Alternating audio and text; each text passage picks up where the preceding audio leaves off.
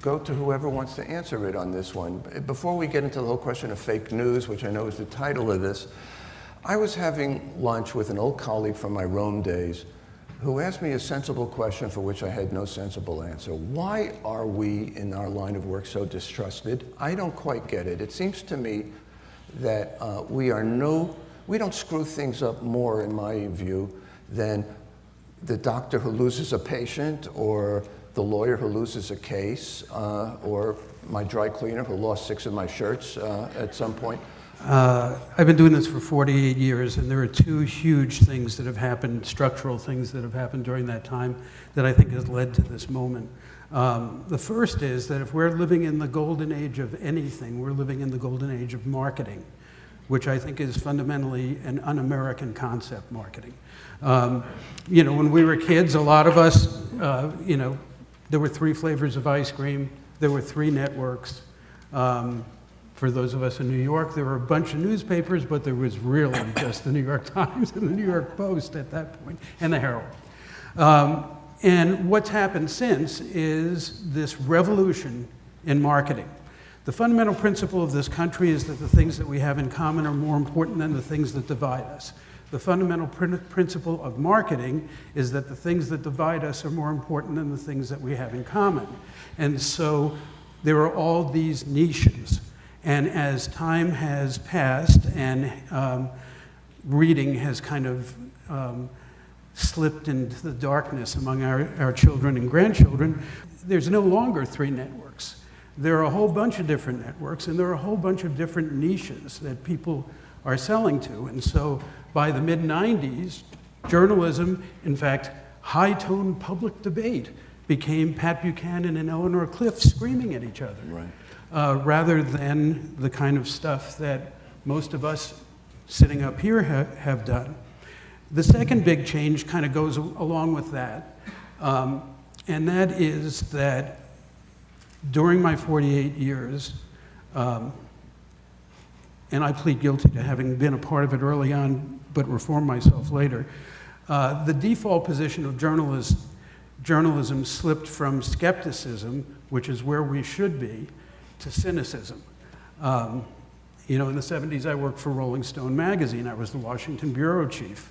Hunter Thompson set a certain pose that began to infiltrate, the rest of the media. And also at the same time, Woodward and Bernstein made it possible for journalists to become wealthy and celebrities, in part because they broke such a huge story. For other following generations of journalists, being outrageous was a way to do that.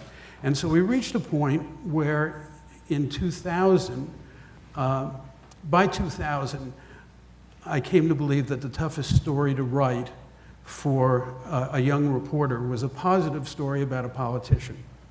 And so I conducted a thought experiment in that presidential campaign. I was working for the New Yorker, and I decided to write positive stories about the top 4 candidates, Gore and Bradley and McCain and Bush.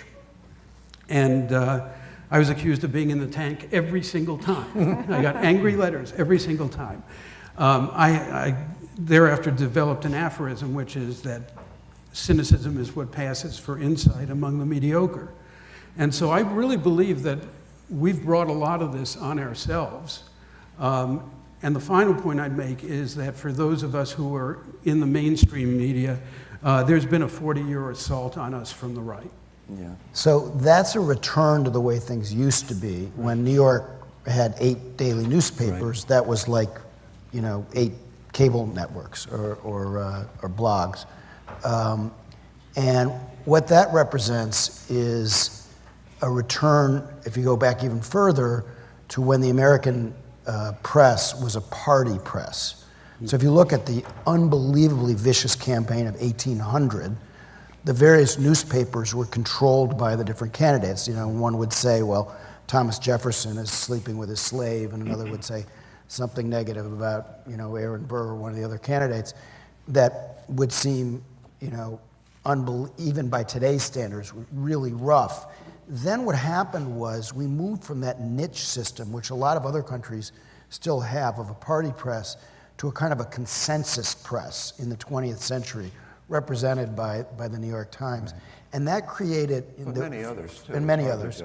Many others. But it created a kind of a cult of objectivity, and people got it into their heads that newspapers were supposed to be objective, even though objectivity is a phony concept by definition. So when that mid-20th century model broke down, of Walter Cronkite saying that's the way it is, where everybody could agree that that's what happened, and they had faith in Walter Cronkite and in these big institutions. When that broke down, starting in the 70s, really, then you got a kind of journalism of personal validation, where people just wanted to read publications or watch broadcasts that validated what they already believed. And that then created a kind of a tribalism within reading habits.